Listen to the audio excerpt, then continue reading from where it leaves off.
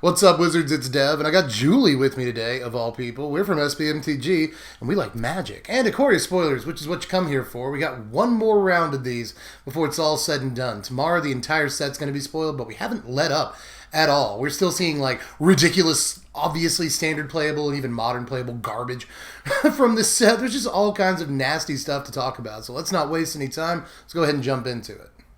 As usual, we'll kind of start from the bottom and work our way into a frenzy as we go through the video, but we do have to start somewhere. So we'll look at stuff like Almighty Brushwag and Necropanther, which are cards you could get excited for. People were marking out when they found out there was going to be a Brushwag in this set a few weeks ago, but is this what you wanted? It's just 1 mana for a 1/1 trample. You can pay 4, and it gets +3/+3 till end of turn. So in terms of sealed 1-drops, it's not terrible. I don't usually like 1-drops in sealed, but you know, these kind of mana sinks that make your 1-drops way bigger or better in the later game, I usually do like. But conversely, if you have 4 mana to sink into this on any given turn, you probably didn't do anything on the rest of your turns. So that's probably not a good situation. But the threat of activation when this is blocking is relatively high. It might hold off your opponents. But again, you have to hold up mana for that, and I'm not sure how worth it that is. But if you got mana to sink into it in the late game, it seems at least pretty decent. And if you mutate something onto it, whatever you're mutating onto it suddenly has this ability, and that might mean business. But I'm going to move on here to Necropanther. This is 3 mana, 1 Orzhov colors for a 3/3 cat nightmare.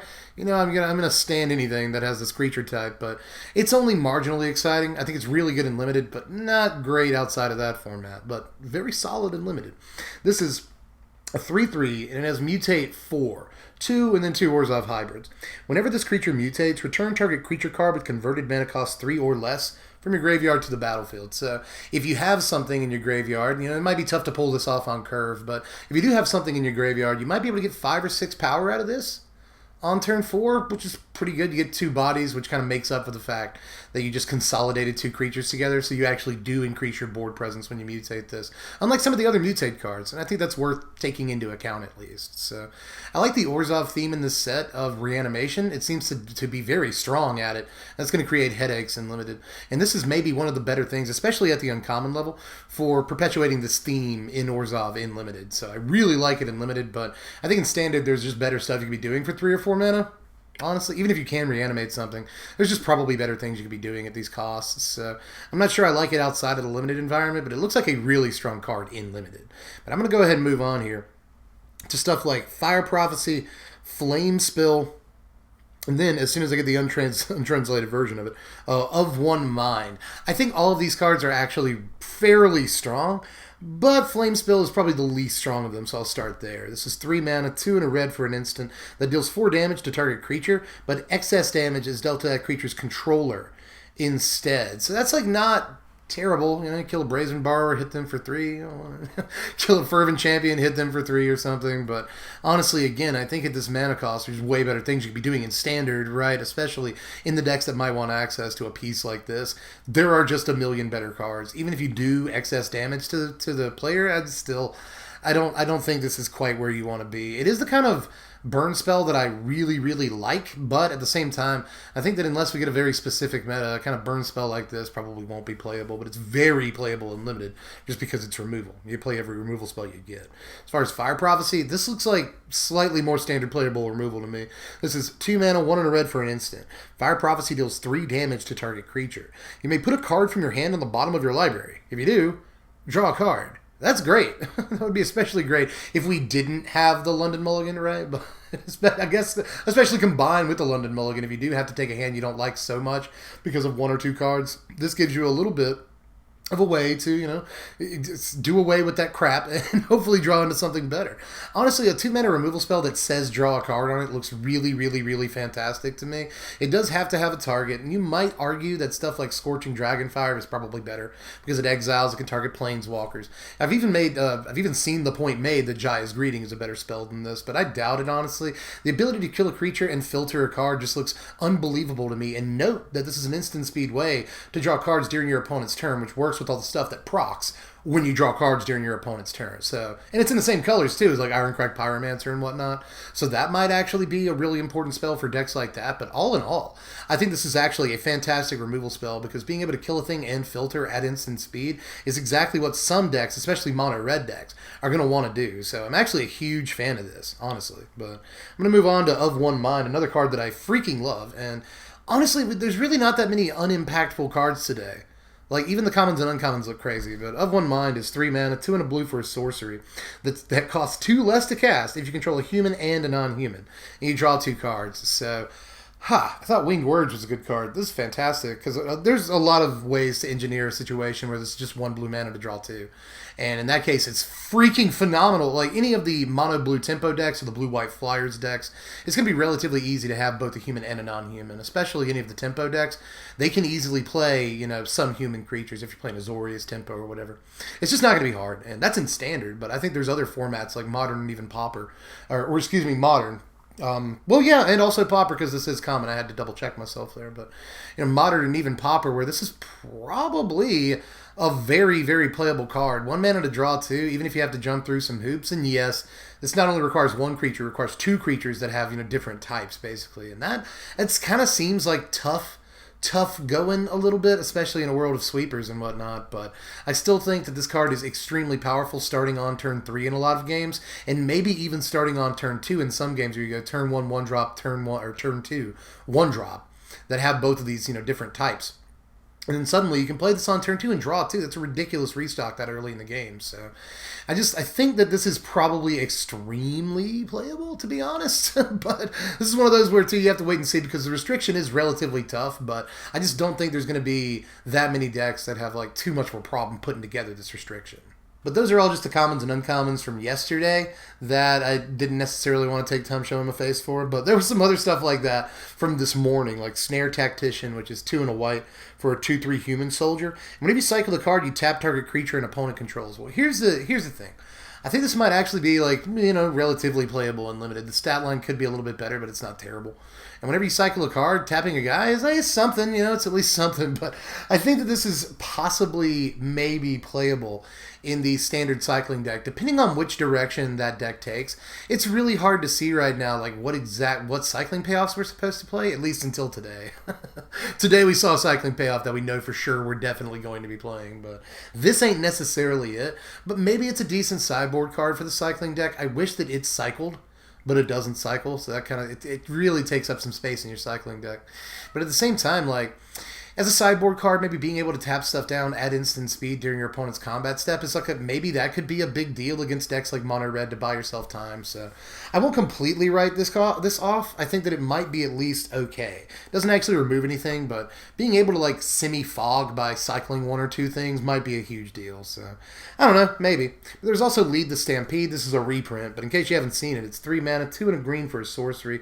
Look at the top 5 of your library. Reveal any number of creatures, put them into your hand. All the rest of the revealed cards are put on the bottom of your library. So this has been sparingly playable in a format or 2 here or there. I'm not sure it's going to be playable in standard, though, so I'm probably going to go ahead and move on. But, you know, if you're playing enough creatures in limited, this is really, really good card advantage because it's sometimes going to get you 3 cards, and that's a fantastic deal for 3 mana. So if you ever hit all 5, then, like, you're in the money, but that's a really, really difficult thing to do, what with playing lands. So it's tough to get the card advantage off of it. And I could see, like, a standard deck that plays, like, 35 creatures trying to fit this spell, but you know, that's the age-old problem, is that if you fit this spell, you're playing fewer creatures. So it kind of works against itself. But we'll see about Lead the Stampede. It's decent card advantage, but it's probably not standard playable this time around. Aside from that, there was also Vulpikeet. One of my favorite names for a card in the set.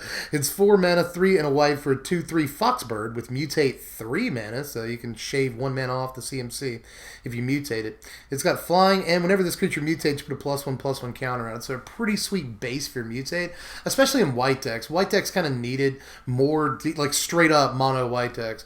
Or decks that are more heavily dependent and reliant on white. Really needed a spell like this. We see a lot of humans in white. And not like all the most desirable mutate creatures, but this is a really, really good one to start as a base because flying is obviously a nice ability to have on a mutatable creature.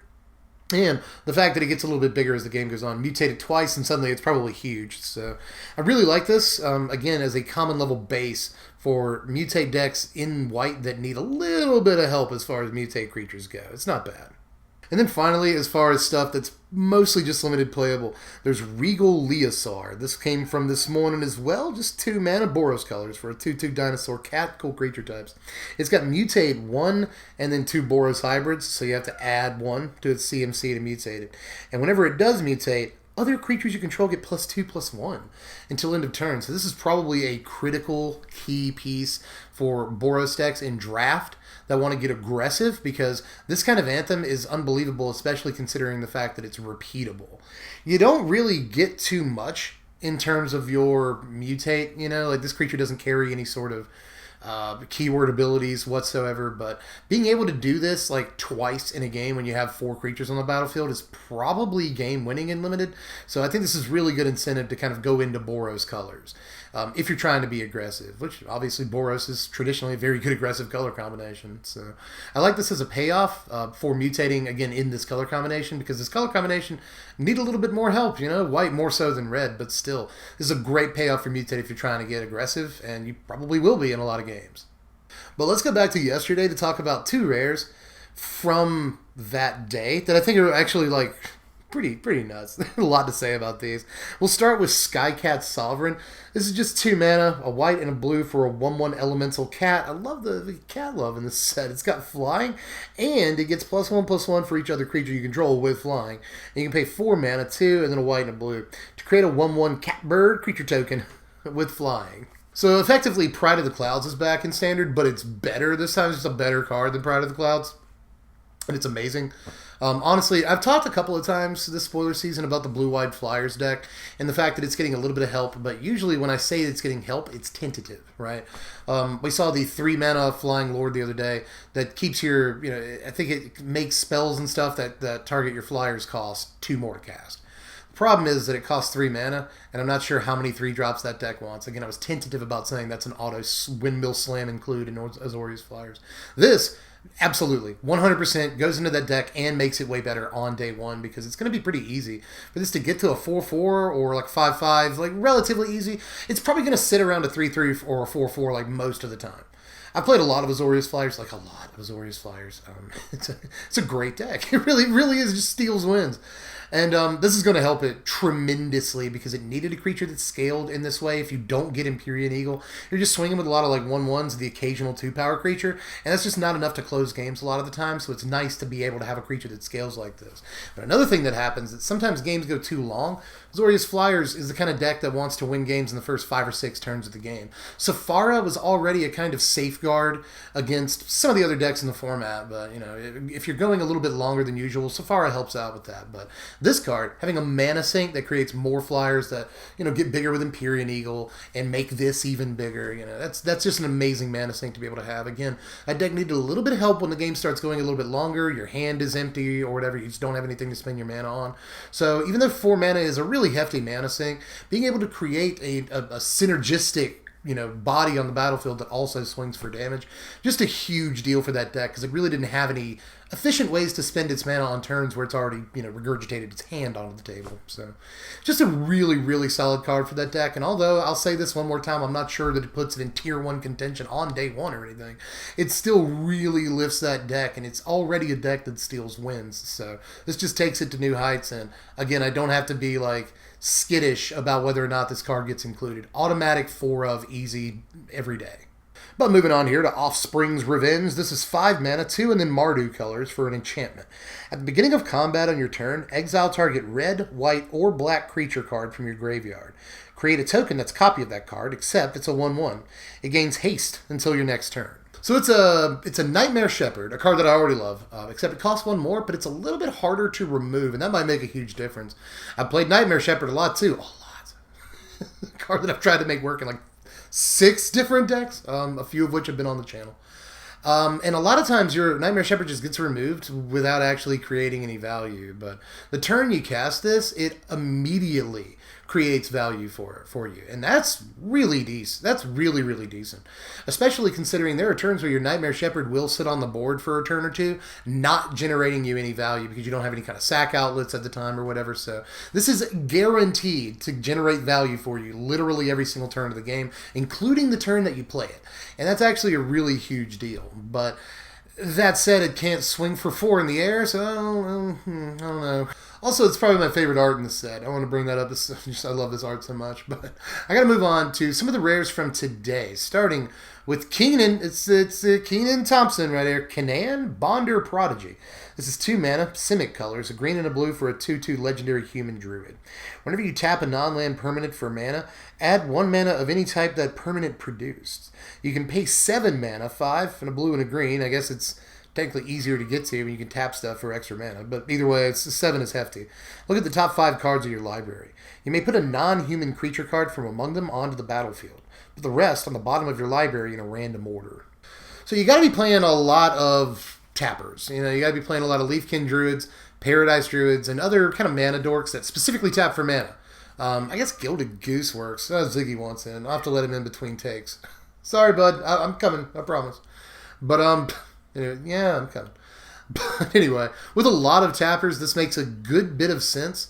But I'm not sure that it's all the way worth it. The dream is to be able to pull like huge stuff off of the activated ability. With your, you tap your Incubation Druids for 1 million mana, you tap your Leafkin Druids for 3 or whatever, and it doesn't cost much to actually activate this, and you pull like Cavaliers of Thorns and Agent of Treacheries and stuff off your library.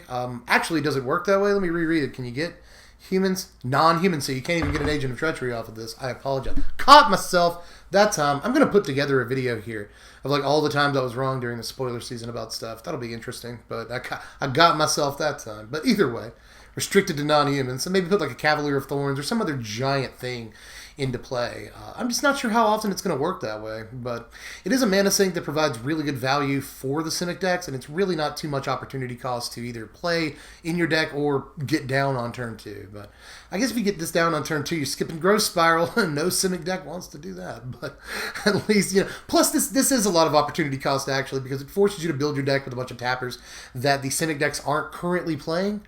And I doubt that this one card shifts their entire, philosophy back to playing creatures in a world where you're just going to get shattered, or Deafening Clarion or something. So, I don't know. I think there are definitely some issues with the meta in terms of standard and playing this card, but it is a hefty mana sink, which is something that the Simic decks like. It's definitely something that improves your late game once you actually get to this value.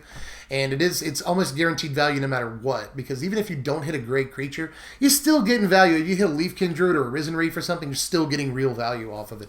Even if it costs you 7 mana, you're still affecting the battlefield, affecting the board state. And that's a big deal. So just another way for Simic decks to get, card advantage and value and pull ahead in the late game. This card is very, very good at doing that. But I'm still not absolutely sure that the Simic decks are built in such a way that this card is effective in Standard, or that they'll want to build their decks in that way. But let's keep it moving, Daisy. We got Whirlwind of Thought right here, and it's crazy to think that we're getting to this card this quote-unquote early in the video, but we've still got a bunch of cards left to talk about, so I don't know how this isn't like the best card of the day in my opinion, but it's not. There are crazy cards today. Here's Whirlwind of Thought, 4 mana, 1, a blue, a red, and a white for an enchantment. Whenever you cast a non-creature spell, draw a card. This is, putting it here in the video is probably a mistake. It should be higher up on today's list, but still. This card is, I didn't let Ziggy in. Hold on. See, Ziggy's here now, and Julie's still hanging out. They love each other, sort of, sometimes. Anyway, this card, like I said, probably should be higher up on today's list. It's just, this card's ridiculous. This could be some sort of card advantage engine in either a Jeskai control or a Jeskai mid-range deck that isn't necessarily fires. I could easily see that, because this kind of engine is just unbelievably powerful to untap with on the battlefield. And there are some turns where, you get 5 mana, you rip it off the top of your library, cast it, then cast Opt or something. And that's just mega ridiculous card advantage. It's just so good.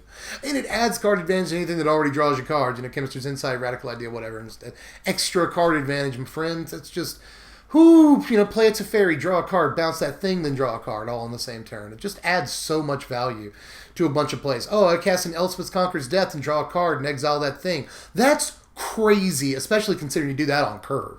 So I think this card is nutso. And again, you have to untap with it in play, but you probably will. I mean, you can't like shatter the sky on turn 4 against some decks. You probably would rather like sweep the board or something. But you know, maybe in Jeskai you definitely clear in turn 3 to clear the board, and then cast this on turn 4. You're more likely to untap on turn 5. And if you do untap with it again, I think that you're just extremely likely to end the game because of a card like this, especially if you have enough cheap spells to proc it, 2-3 times in a turn.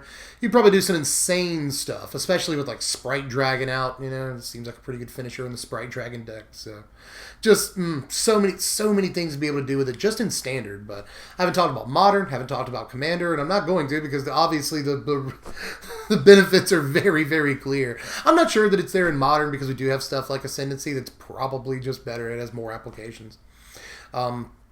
But that said, I think that this is easily a standard playable card. And in Commander, this will do a lot. It'll do so many stupid Commander things for you. I mean, this is a Commander set. I mean, I know they're all like also congruently releasing a Commander set alongside this set, but still the main set feels like a Commander set sometimes. But this is both Commander and standard playable, so you're not going to hear any complaints from me. This will do something in the upcoming format.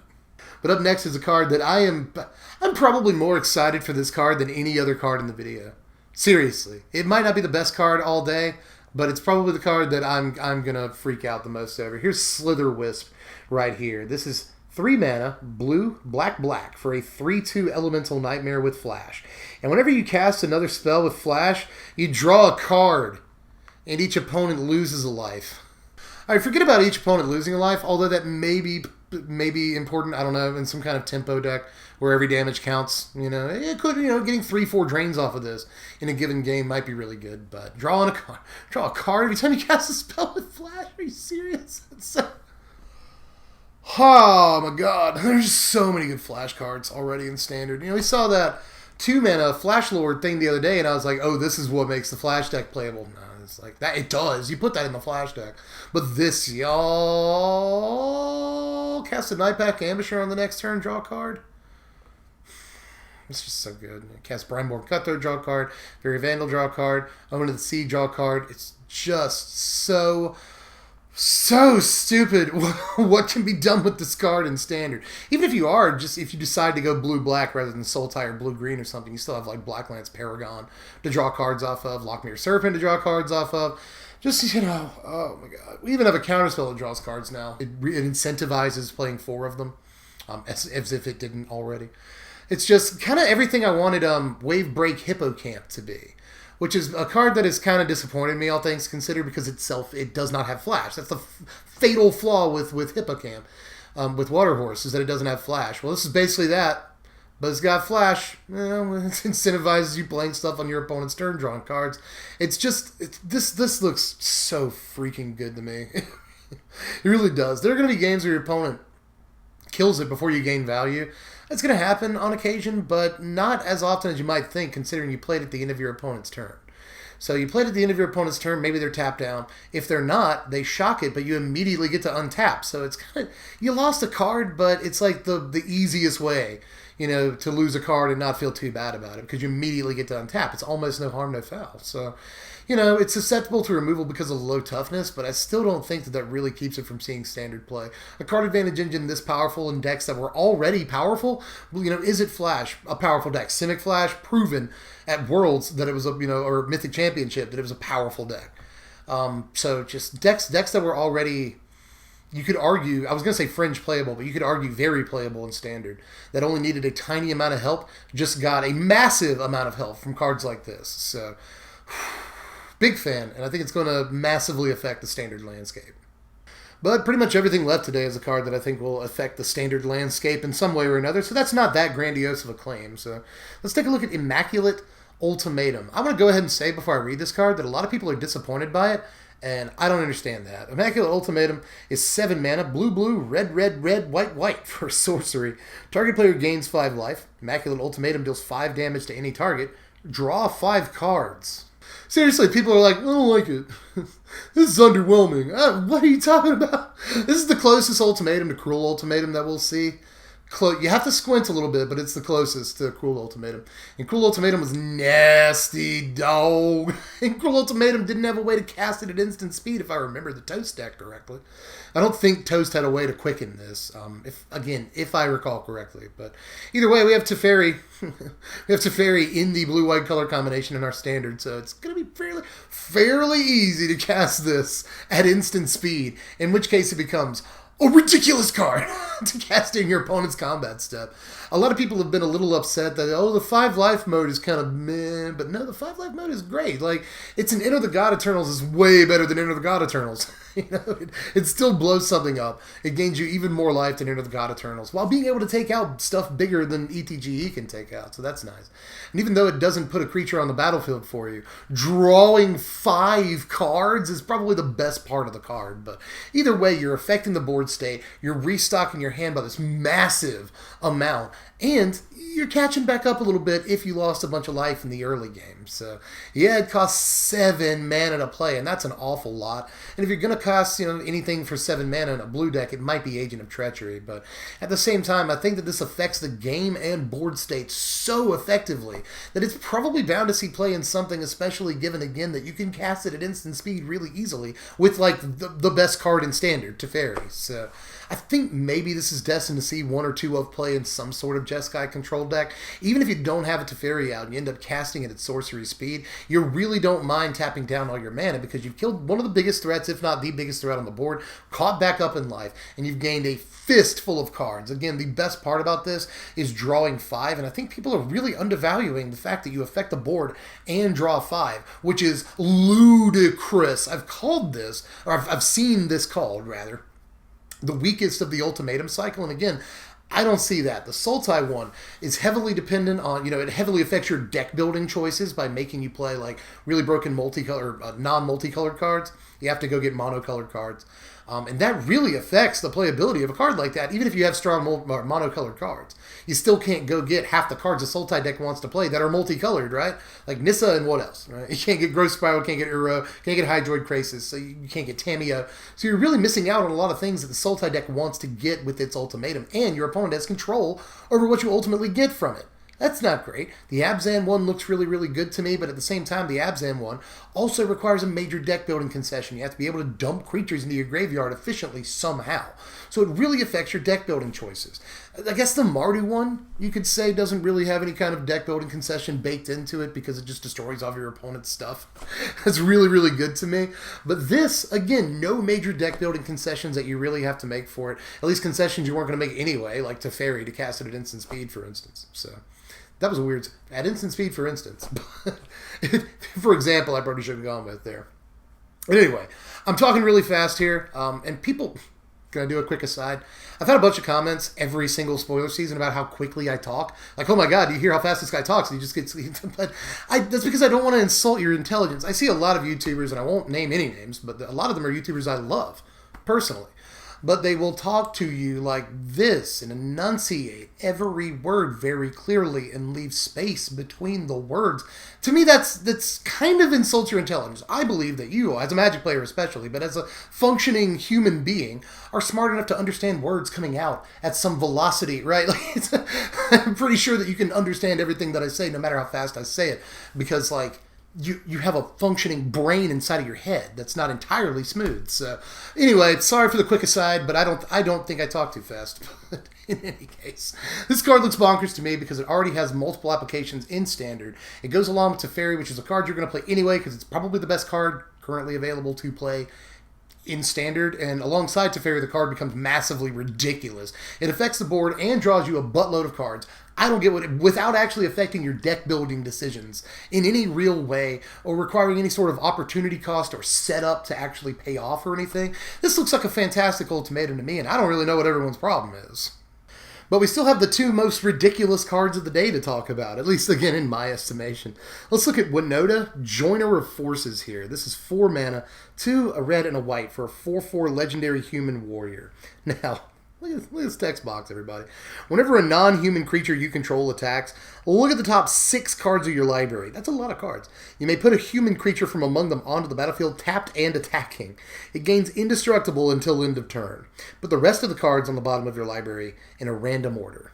Now, the wording on this is what really excites me about it. This card looks juiced to me because it doesn't have to attack. It doesn't have to deal combat damage. You don't have to give it haste or anything.